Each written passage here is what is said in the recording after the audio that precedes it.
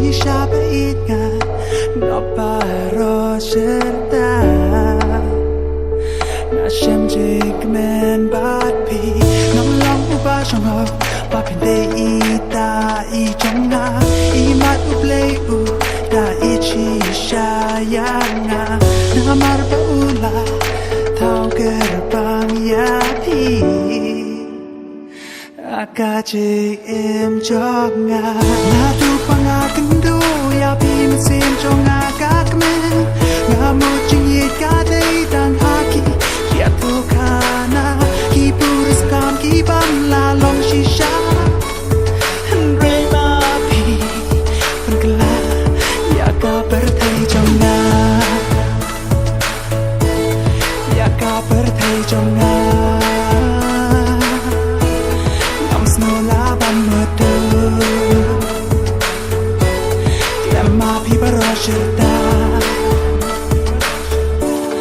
Lemma pipa rosheta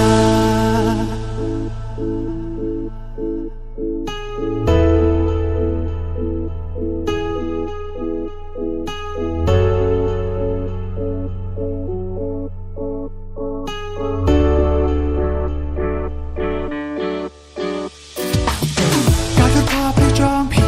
Kapan umet sim jonga Kacha pangapai Nas ngukmedak Shisha ba itu sayang ameta Pinyai ne bat ngaserta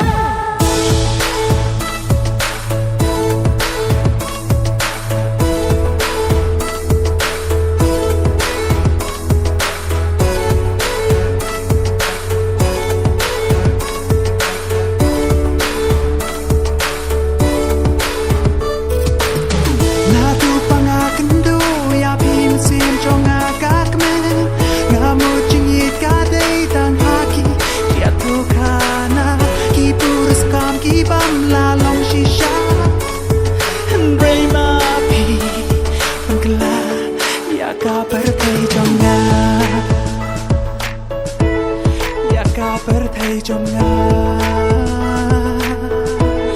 Nam snow laban medu Lemma pipa rosheta Lemma pipa rosheta